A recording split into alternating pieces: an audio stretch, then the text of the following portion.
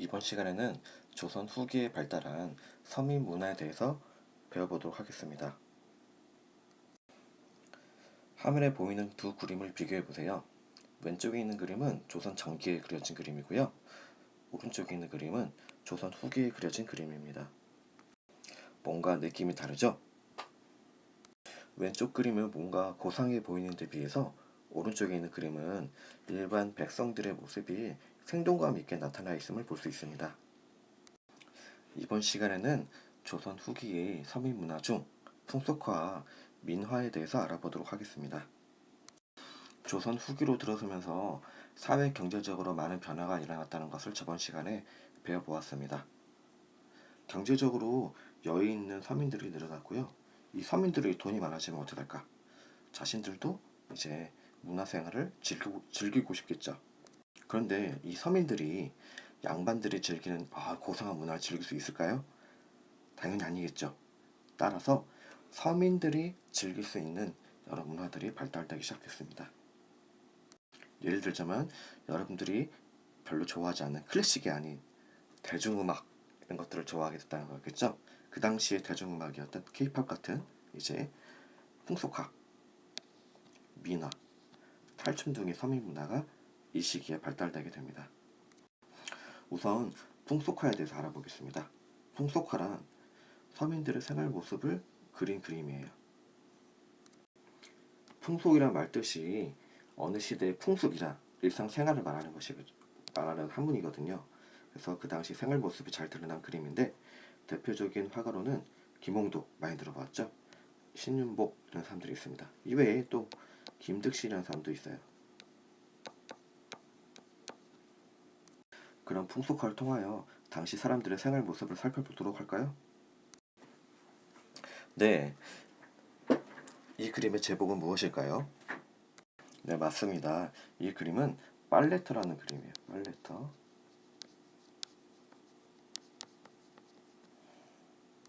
당시에는 세탁기가 없었기 때문에 냇가에서 빨래를 했었겠죠? 네, 여기 이 사람을 보세요. 여자들이 모여 있으니까 여기 저 뒤에 숨어서 보고 있죠? 당시 빨래를 하는 여인의 모습과 이를 훔쳐보는 남자. 이 그림을 통해서 당시의 웃음과 해악을 느낄 수가 있습니다.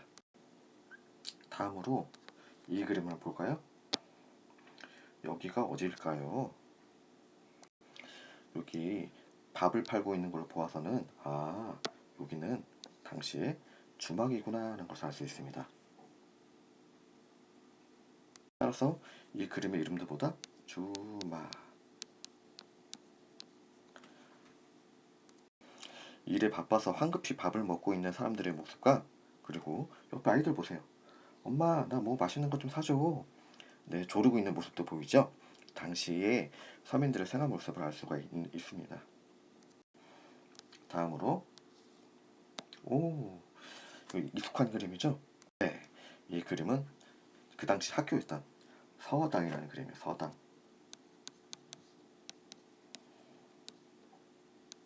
네, 현재의 학교 모습과도 비슷하죠? 여기 선생님도 있고요. 시험을 보고 있는 것 같은 학생들이 있습니다. 당시 서당은 여러 학년들이 같이 다녔다고 합니다. 그래서 윗 학년들이 아래 학년을 가르쳐줬다는데요. 위에서 아래 학년을 가르쳐주는 사람들을 접장이라고 불렸다고 합니다. 오늘날에 없었던 것인데 그 당시에는 있었었죠. 좀 특이하죠. 다음으로 요 그림을 볼까요? 지금 이 상황은 무엇을 하고 있는 상황일까요?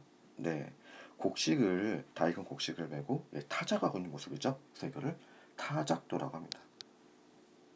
무슨 그림이다? 타작도.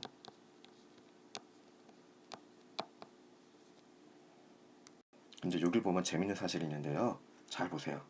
열심히 일하고 있는 일꾼들도 있고요. 이를 지켜보고 있는 농땡이 부리는 사람도 있죠. 네, 그 당시 양반, 지주들과 일반 서민들의 모습을 대조적으로 그려놓고 있습니다.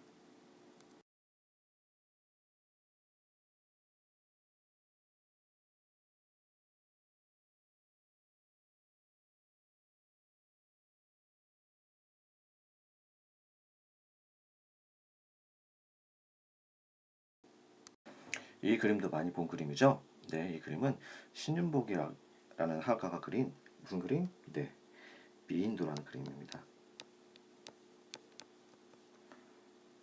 미인들을 보면은 당시 사람들이 생각한 미인의 모습이 보이는데요. 한번 살펴볼까요? 자그마한 얼굴에 여기 보면은 긴 머리가 있죠.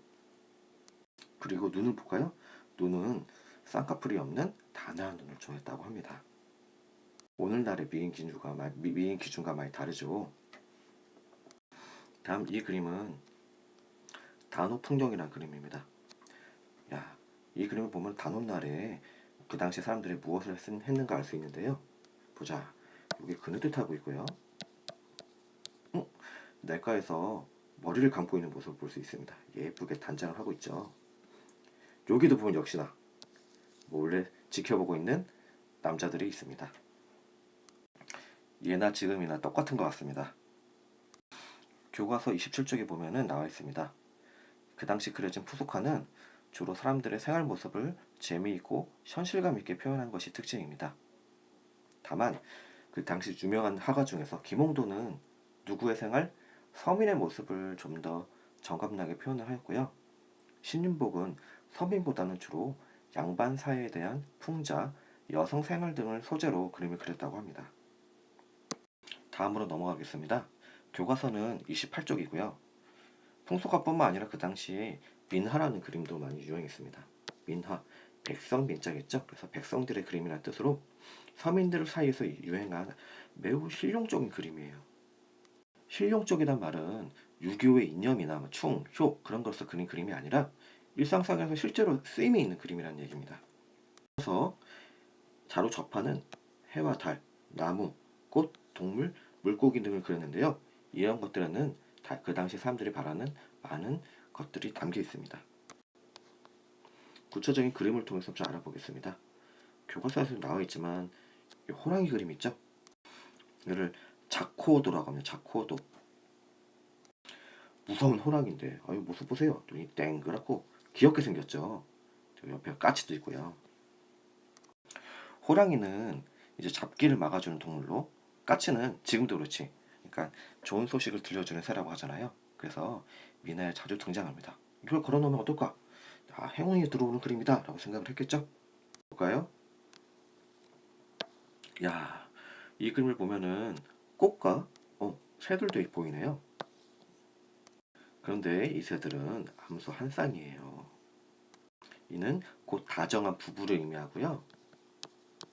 꽃과 새들이 어우러져 있는 모습, 가족의 평안과 화목을 기원하는 그림입니다. 다음 그림을 살펴보도록 하겠습니다. 여기 볼까요? 어려운 한자가 그려져 있네. 한자.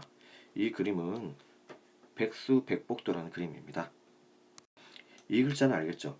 이 글자는 복자고요. 요 위에 있는 것은 뭘까? 목숨을 나타내는 숫자입니다. 그래서 이 글자 수와 복을 계속 반복해서 나타내고 있거든요.